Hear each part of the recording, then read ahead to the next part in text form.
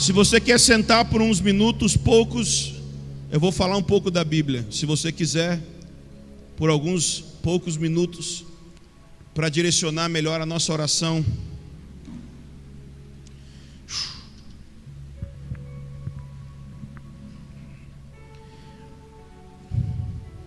Eu quero agradecer a liderança desse ministério por nos receber, e é uma alegria saber que vocês têm paciência para receber gente estranha. A gente é muito feliz por isso. A igreja é feita de tudo que é tipo de gente, né?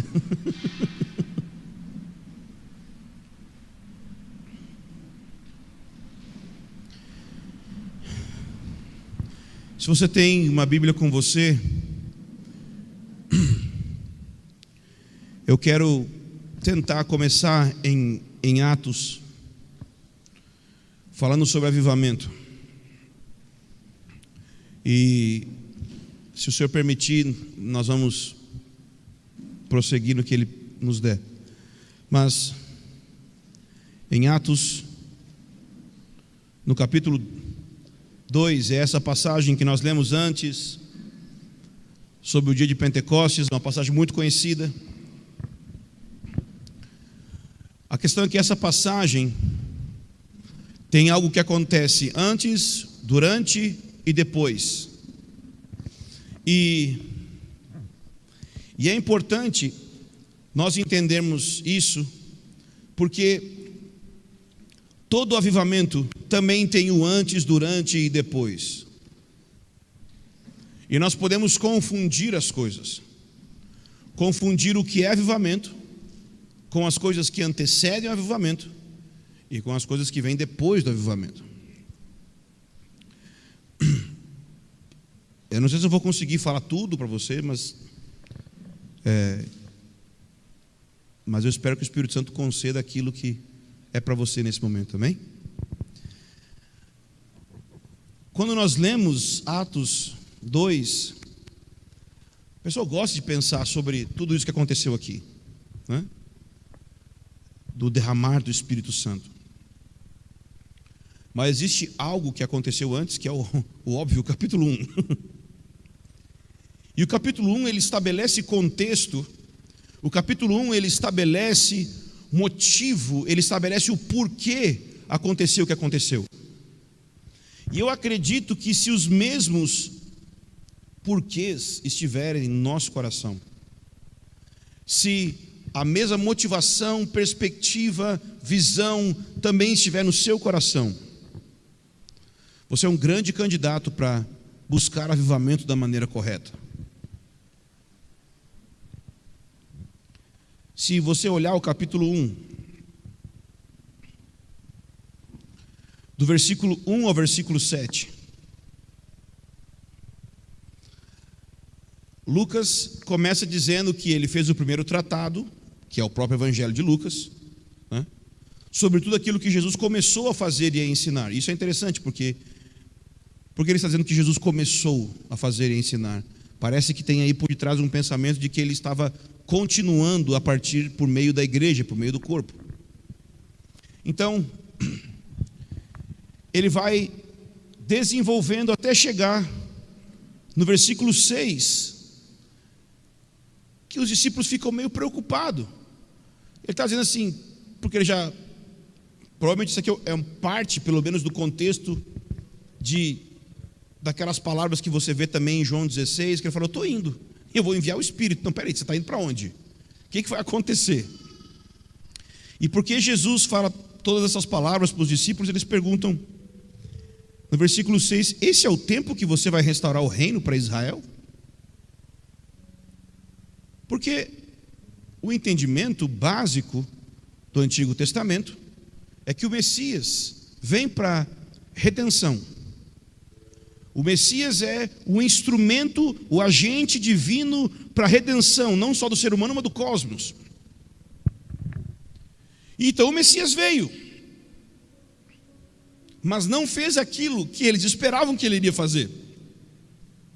E exatamente isso que é, em parte, o que Paulo chama de mistério no Novo Testamento, nas suas cartas. Por quê? Porque o Messias veio, e você lembra o que alguns demônios disseram para Jesus? Você veio nos atormentar antes do tempo? Porque eles foram pegos de surpresa, por assim dizer.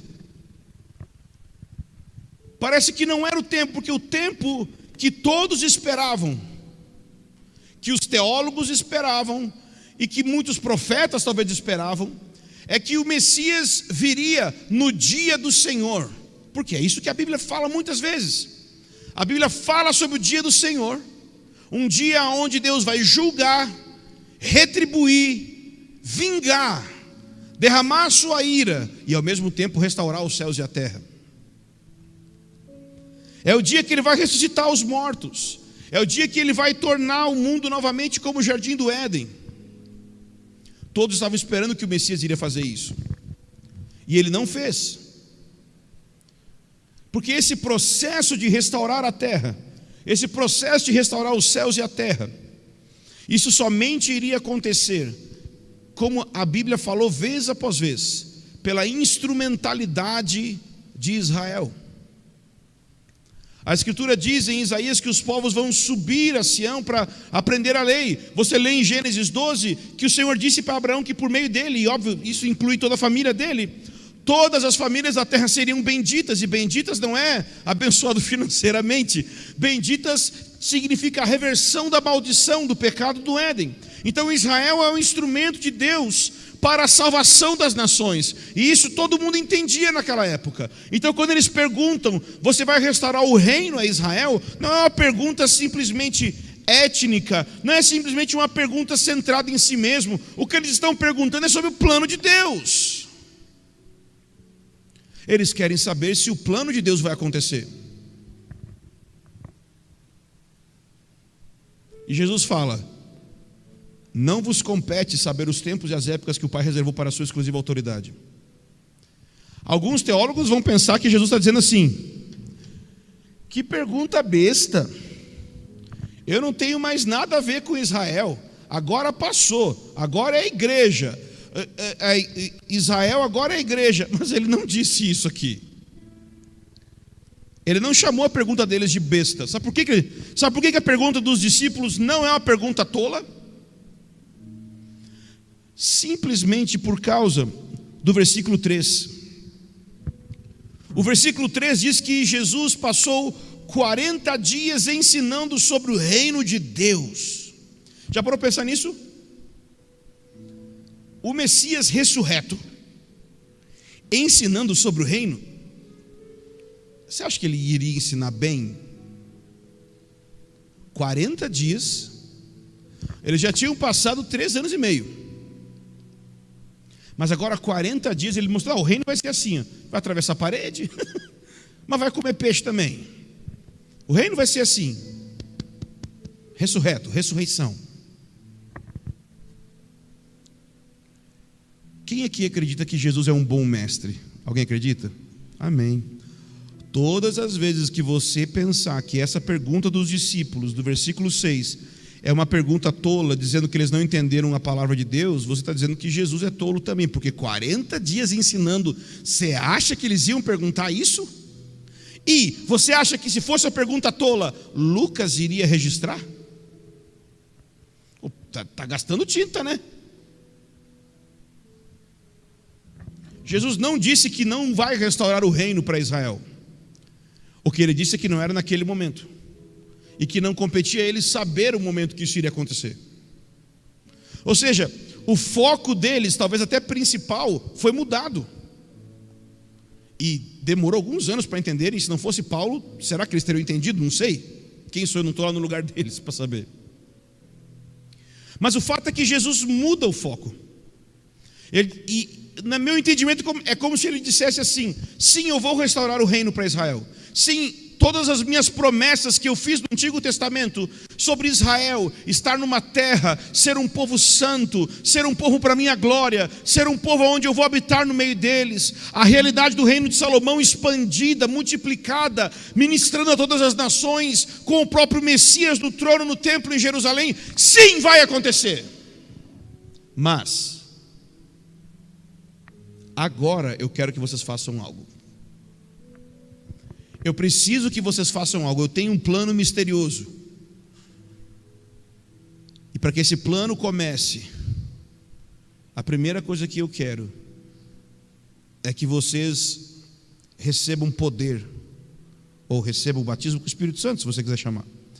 Versículo 8: mas recebereis poder quando o Espírito Santo descer sobre vós, e sereis minhas testemunhas tanto em Jerusalém, como na Judéia e Samaria e até os confins da terra. Tem muita gente que prega sobre missões, né? Temos que ir até os confins da terra. Mas e a parte do poder?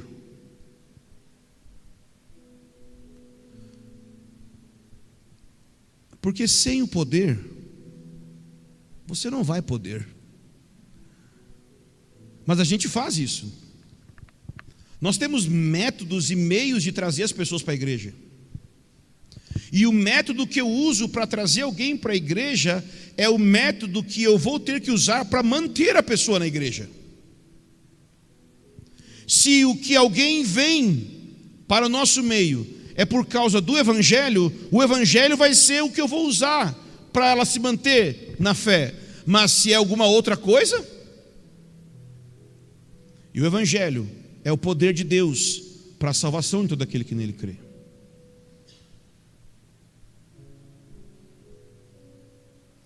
Toda pregação do Evangelho que não tem poder não é Evangelho. E toda manifestação de poder que não tem o Evangelho como contexto também não é poder.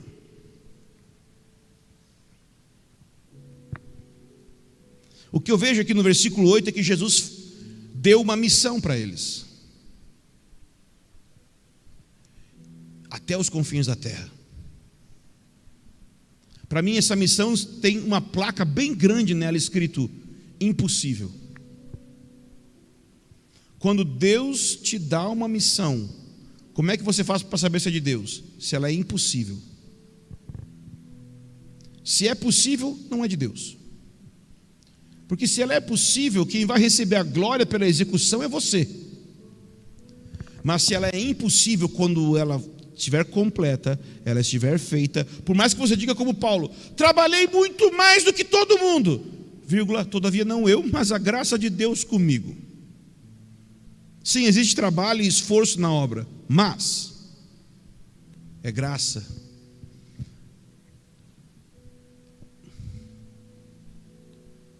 Deus nos deu uma tarefa impossível.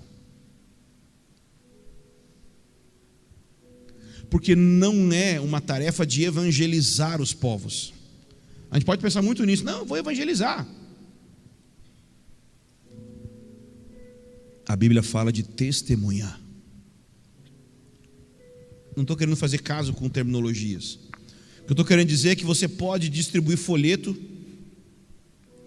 fazer teatro, levantar a parede de igreja e não dar testemunho.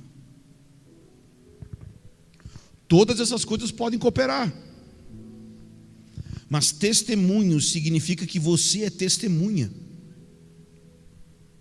Quando nós lemos em Atos, os discípulos são testemunhas da ressurreição. Eles viram a ressurreição e eles testemunham sobre isso. Os discípulos não são simples rabinos, mestres, ensinando uma teoria da Bíblia. Eles são seres humanos normais que falam sobre o fato. Que fato? Deus se tornou um ser humano, morreu sendo crucificado, ressuscitou ao terceiro dia, e a gente andou com ele 3 anos e meio. Ele subiu ao céu, vai descer, e você não acredita em nada disso que eu estou falando? Tudo bem, então olha para esse homem aqui, ó. Ressuscita em nome de Jesus. O cara vai dizer: nossa, como é que você ressuscitou ele? Chama o poder e o sinal do reino de Deus. Arrependa dos seus pecados e creia no Evangelho. Era isso que acontecia. Mas a gente não, né? A gente inventa um monte de coisa. A gente inventa um monte de coisa para que as pessoas venham. Eles tinham poder para dar testemunho de uma pessoa. E a gente está travado tentando dar estudo bíblico. Estudo bíblico é ruim? Não. É maravilhoso. Mas além disso, você faz o que mesmo? Você tem uma vida que testemunha. E eu não estou falando de vida de ser santo, é claro que santidade é necessário, mas de uma realidade do Espírito que você pode dizer, mesmo que eu não tenha visto Ele fisicamente, eu conheço Ele pessoalmente. Ele é meu amigo, Ele está próximo de mim, Ele fala comigo. E não é fala comigo do tipo, ô filho, vai no shopping escolher essa roupa. Não é isso. Estou falando de aplicar a verdade da palavra ao interior do seu coração, até o seu coração queimar, como os discípulos no caminho de Emaús disseram. Não queimava o nosso coração quando Ele nos expunha as Escrituras? Eu preciso disso, você precisa disso. Uma promessa e uma missão. Você tem que ir até os confins da terra. Não tem como. Legal, então eu vou te dar poder para isso. Agora dá. Só que tem uma diferença da promessa e do cumprimento. Tem gente que recebe promessa de Deus. Por exemplo, eu lido muito com jovem. Como a minha igreja ela é bem carismática, bem pentecostal, tem muita profecia. E também profetada. Não sou tolo. Mas como eu falei ontem, prefiro deixar os 80% falso acontecer em nome dos 20% verdadeiro. Porque quem quer ter 100% verdadeiro não tem nada. Certeza disso. A polícia do Espírito Santo nunca ajuda para ter mais do Espírito Santo, não. Você vai ter que se esforçar para aguentar. Se você quer o verdadeiro mover do Espírito, você vai ter que aguentar um fato terrível. A igreja é composta de ser humano.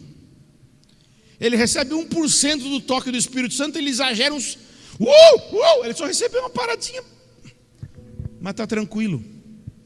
Você fica chateado com isso? Jesus não. Ele prefere essa pessoa fingindo aqui do que dançando lá no bailão e no prostíbulo. Então fica na sua. Polícia de Deus.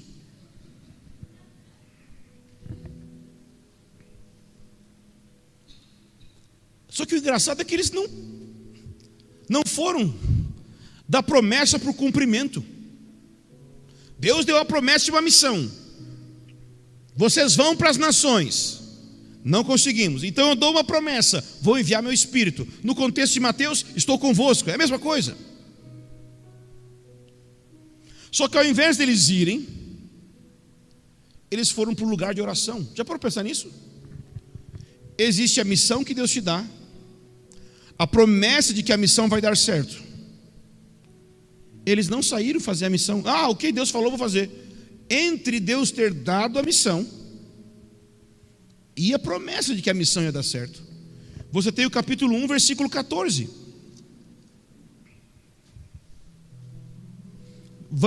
Podemos começar desde o 13. Quando chegaram à cidade, como assim? Jesus deu mandamentos para eles, Jesus deu ordens para eles e subiu ao céu. Então eles foram embora. Quando eles chegaram em Jerusalém, eles subiram a um aposento superior, que a gente chama de cenáculo. Eu gosto desse nome, porque era tipo uma espécie de terraço, vamos dizer assim, que tinha em cima da casa, onde as pessoas oravam, ou faziam suas refeições, sei lá. O que eu acho legal é que é um lugar superior, né? Sei lá, eu acho bonito. Parece tipo um lugar alto em Deus, sei lá. Eu acho legal. Eu acho que a sala de oração é esse quarto superior, esse aposento superior. Deus diz que os pensamentos dele são mais altos que os nossos pensamentos.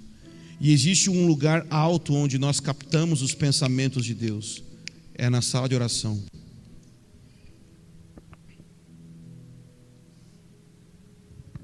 E aí eles vão no versículo 14. E unidos. Para essa eu até desço. Unidos. Se uma igreja é uma cooperativa de individualistas, nunca vai acontecer avivamento. Se uma missão, um ministério é uma cooperativa de individualistas, ou seja, todos estamos juntos para o benefício do indivíduo, para o meu ministério. Eu estou aqui porque isso aqui é uma plataforma para um dia eu ser alguém. Ou seja, eu quero usar isso e tirar isso, todo o proveito que eu posso, depois viver minha vida. No caso, isso parece muito com uma prostituta, que tem uma relação pelo benefício e não pela aliança. Então, eles estavam unidos. E por que eles estavam unidos? Porque tinham uma missão comum. A missão é o elemento que uniu eles. Vocês vão para as nações. E eles viram o tamanho da missão e pensaram: rapaz, não vai dar certo não. Sim, estou inventando em cima do negócio, né? Não vai dar certo não. Mas eles unidos. E não eram unidos no que eles tinham, eram unidos no que eles não tinham. Eles não tinham poder, eles não tinham habilidade, eles não tinham capacidade. A gente não precisa se unir no que a gente tem, no que a gente é bom. O legal é a gente se unir no que a gente não tem. Porque o que me aproxima de você geralmente é as coisas que você tem que eu não tenho. Deus colocou em você coisas, realidades, dons, habilidades que eu não tenho, e por isso eu preciso de você. A minha plenitude está em você. Eu nunca vou ser completo daquilo que eu sou chamado se eu não andar com você, porque a minha realidade individual é incompleta. Por isso nós precisamos nos unir. Sabe aquela mulher no Antigo Testamento que trouxe várias vasilhas vazias? Inclusive, vasilhas vazias é um negócio que você fica repetindo, é interessante, né? Vasilhas vazias. Bom, então, trouxeram várias vasilhas vazias, e enquanto tinha vasilha vazia, tinha enchimento.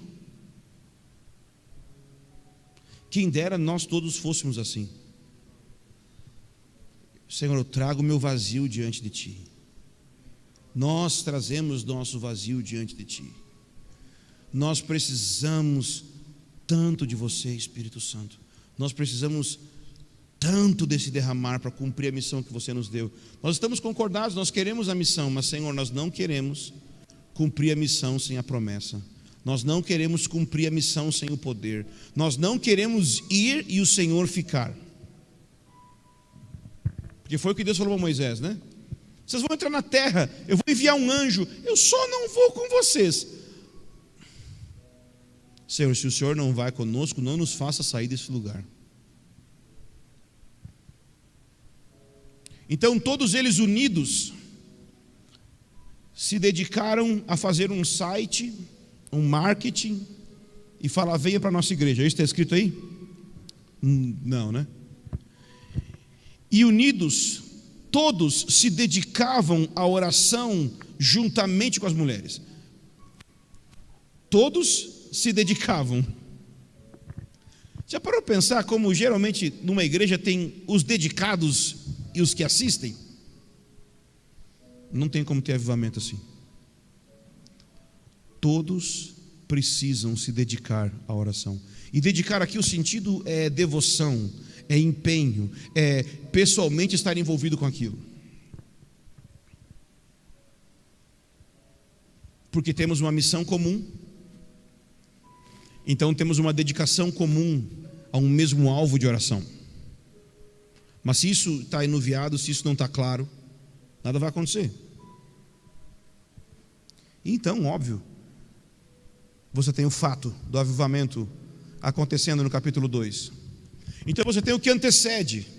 Você tem uma missão que é dada, uma promessa que é dada e uma unidade em oração. Tudo isso acontece antes do avivamento. Então às vezes você começa a receber palavra profética, você começa a receber direções proféticas, você começa a ter unidade na igreja, na comunidade, e você começa a ter oração unida. Gente, vamos falar sério. Se a igreja, né, se sua igreja tivesse unidade, orando bastante, todo mundo junto, porque tem uma promessa profética que recebeu do Espírito Santo, eu ia dizer que é avivamento. Mas isso não é avivamento. Isso é uma base para que o avivamento venha. Avivamento é o capítulo 2. Ao chegar o dia de Pentecostes, todos estavam reunidos no mesmo lugar, e de repente veio do céu o som como de um vento impetuoso, e encheu toda a casa onde estavam sentados. O que é que entrou dentro da casa, irmãos? O que entrou ali? A gente está acostumado a dizer que entrou um vento, né? Mas não entrou um vento. O que realmente entrou? O que está escrito? Som como de um vento. Foi bem louco. Já parou para pensar, você está num lugar fechado e começar...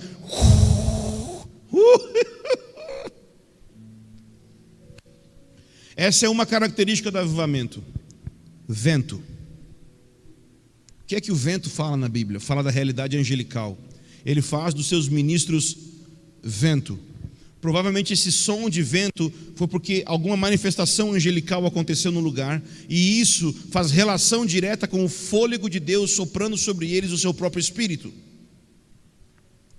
Quando o vento chega, atividades sobrenaturais começam a acontecer. Curas, milagres, provisões, ressurreição de mortos. Existem muitos avivamentos na história que têm essa característica: vento, o sobrenatural, palavras de conhecimento, curas. Eu quero isso. Mas não para aí. Apareceram umas línguas como de fogo, distribuídas entre eles, e sobre cada um pousou uma. A gente, quando lê esse versículo na escola bíblica dominical, tinha os desenhinhos assim, que era tipo a chaminha da COFAP, né? Um isqueiro assim acendido na cabeça, né? Mas eu acho que não é bem isso que aconteceu, não. Creio eu que tinha uma chama sobre eles como um todo. Eles estavam pegando fogo para Jesus. Tem uma característica do avivamento que é fogo. Fogo tem a ver com santidade, fogo tem a ver com pureza. Você vê esse tipo de avivamento com John Wesley, George Whitefield, quando eles pregavam arrependimento, novo nascimento, pessoas convertiam, pessoas eram transformadas. Eu quero esse tipo de avivamento. Diz aqui que todos eles ficaram cheios do Espírito Santo. Tem muita gente que vai se estressar dizendo: o sinal do batismo com o Espírito Santo é o falar em línguas. Eu não creio. Sabe o que eu creio? Eu creio que o versículo 8 vai dizer o que é o sinal do batismo com o Espírito Santo: poder. Tu está falando em línguas e não tem poder? Eita, língua ruim. Tem que energizar essa língua aí, botar uma gasolina. O que adianta ser um falador em línguas? O sujeito fica assim: falei em línguas em 1800 e não sei, fui batizado no Espírito Santo, recebi o selo do Inmetro de Deus. O sujeito acha que porque ele teve uma experiência na vida, está aprovado. Você já parou para pensar que a Bíblia manda ser cheio do Espírito Santo e não tem tipo dia para isso, é todo dia?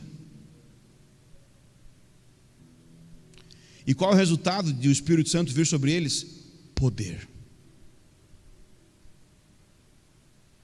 Pode ter línguas? Pode. Pode ter profecia? Pode. Mas qual é realmente o foco? Poder.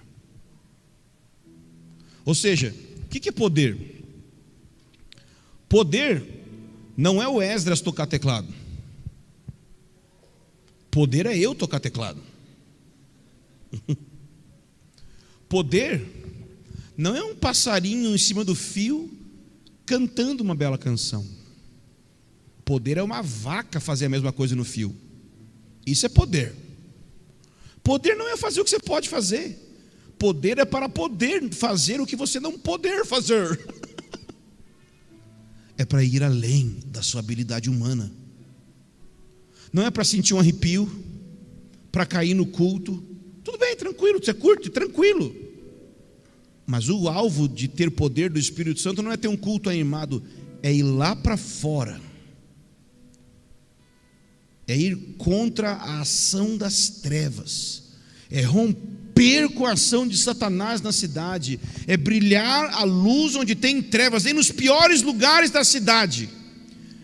E tocar fogo no próprio corpo, espiritualmente falando. E começar a brilhar naquele lugar no poder do Espírito Santo. Você pode ser batista, você pode ser presbiteriano, você pode ser pentecostal. Fogo é fogo, falando em línguas ou não. Na história da igreja, muitos homens falaram em línguas, muitos homens não falaram em línguas, mas uma coisa é certa: se eles fizeram diferença, eles receberam poder. A realidade do céu encheu eles. Isso vale para todo mundo, não importa sua forma de culto, sua confissão, sem poder não tem como fazer a obra. Bom, Atos 2, versículo 4 diz que todos ficaram cheios do Espírito Santo. E aqui eu vou dar minha definição de avivamento, que eu peguei a partir de Martin Lloyd Jones. Martin Lloyd Jones vai dizer que avivamento é igual a batismo com o Espírito Santo. Mas quando ele fala de batismo com o Espírito Santo, ele não fala no sentido de um indivíduo ser batizado no Espírito Santo. Imagina só, vamos trocar pela imagem de batismo nas águas. Você pode pegar uma piscina e batizar vários indivíduos naquela água, né? Você batizou muitas pessoas, ok? Mas o sentido que é dado aqui é além desse. Imagina se essas pessoas se tornassem uma única pessoa. A metáfora do corpo de Cristo, amém? E todo esse corpo fosse batizado ao mesmo tempo na mesma água. Consegue imaginar comigo? Então o Martin Lloyd Jones vai dizer que isso é avivamento. Quando uma comunidade coletivamente unida é batizada na mesma experiência. Não é eu ter uma experiência com o Espírito e você ter outra. É a mesma. Isso afeta uma região inteira. Porque é como se a região fosse batizada no Espírito Santo. Você vê isso claramente no avivamento de Gales.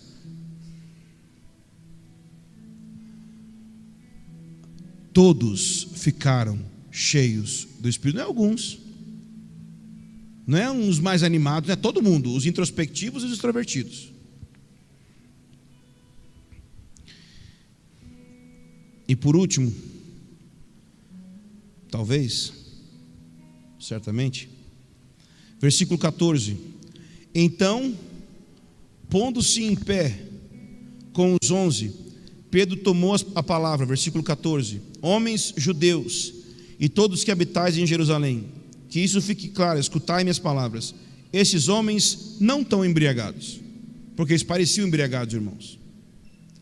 Sabe qual é a terceira coisa que aconteceu ali? Vinho. Não tinha só vento, não tinha só fogo, tinha vinho. Vinho fala de alegria no interior. Tem um aspecto de avivamento que tem gente que não gosta: ser alegre, ser curado nas emoções, ser transformado, se sentir amado por Jesus. Talvez não tenha ninguém convertendo, uma multidão convertendo.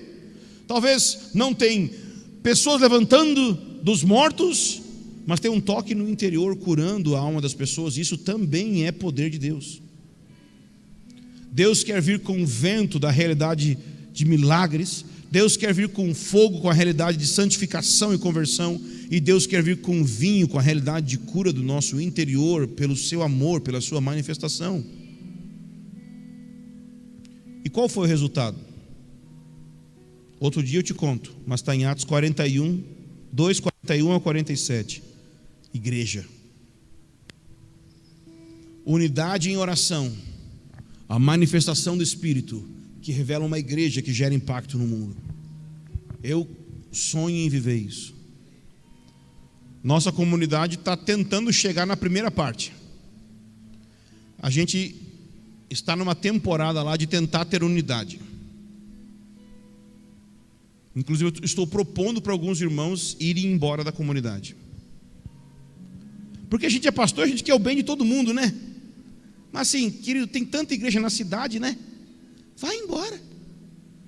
Tem uns pastores tão melhor que não grita, que não fica falando em línguas no microfone. Olha que eles são lindos. Usa calça de tergal, centropeito. Conhece centropeito? Né? Bota o cinto aqui. Fala: Senhor, meu Deus, meu Pai. Que legal, que legal. Vai para lá, cara. Sabe? E o pastor O pastor faz a barba, olha que legal. O pastor, nossa, é sarado, faz crossfit. Mas se você vai ficar aqui, a gente vai andar para o mesmo lado. Rebanho significa várias ovelhas indo para o mesmo lado. E não é só santidade, é a mesma direção profética. Tem tanta igreja boa. Você vai lá, você pode levar teus filhos, tem uma escola bíblica para as crianças legal, tem um ar-condicionado bonito, tem uma banda legal, vai. É tipo self-service, se serve lá, irmãos, vão te servir legal, são irmãos de Deus. Vai embora. Mas se vai ficar, é tipo assim, é arriscado falar, talvez isso em São Paulo, mas é tipo a torcida do Corinthians. Você tem a liberdade de entrar ou não entrar. Não tem a liberdade de, entrando, não torcer. O pessoal fala, ai pastor, mas eu quero minha liberdade. Você está livre para ir embora, irmão. Você não está livre para ficar aqui no time e não torcer. Não, mas eu... Não.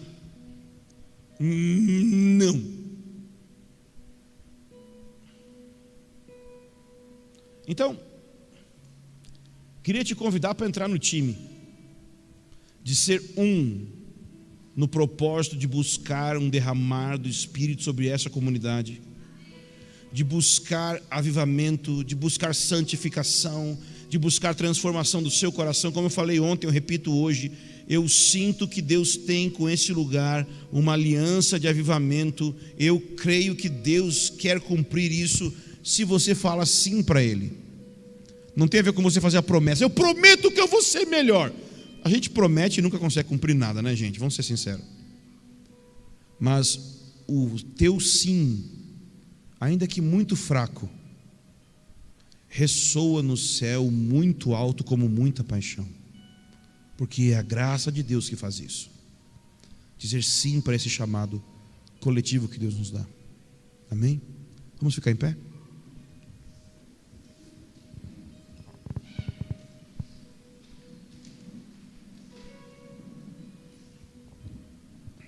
Se você quer orar, talvez você quer ficar mais livre, quiser vir aqui na frente, ficar aqui dos lados, fica tranquilo.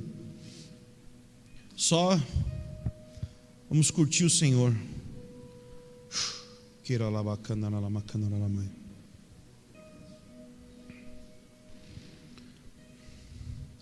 Minha Bíblia diz assim: aquele que tem sede, venha a mim e beba.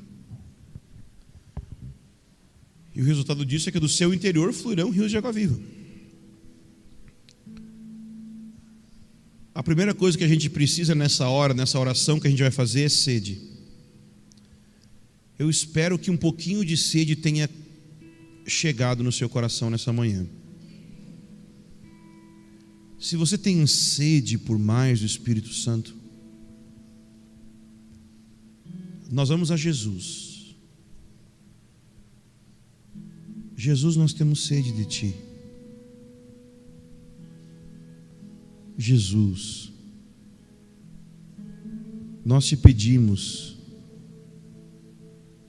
dá-nos de beber de Ti.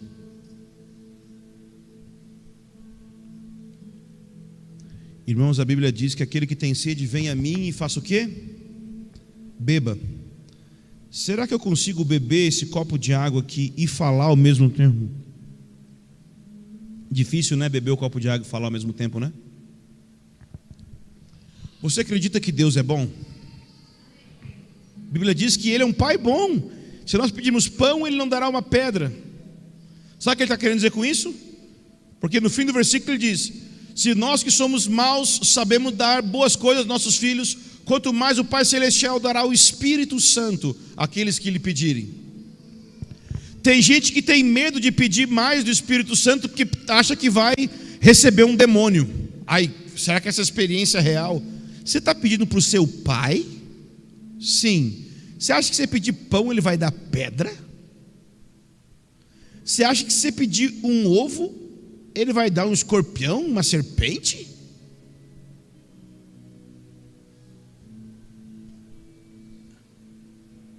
Deus é bom. E a gente não acabou de pedir para Jesus que queria beber dele? Será que eu tenho que ficar convencendo Jesus a me dar de beber? Será que Ele não quer me dar mais do Espírito dele? Ele quer. E eu tenho certeza que Ele está dando para você agora. Só que a Bíblia diz o seguinte: aquele que tem sede, venha a mim e beba. Não é ore, é beba.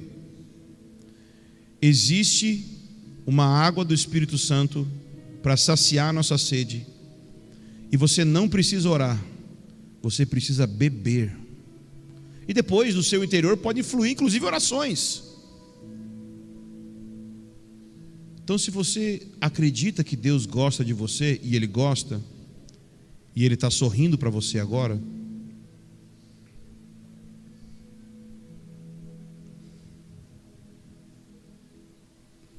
você pode nesse momento beber.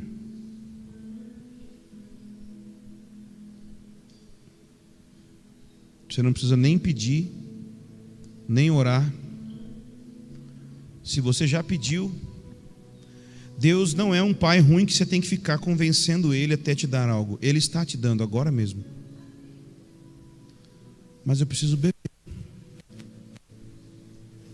Você não tem que ter uma experiência igual do seu irmão. Cada ser humano é um universo. Beba. Beba. Os anjos de Deus estão nos servindo aqui. Pode beber. Beba da realidade de Deus. É só receber. Só abrir o seu coração.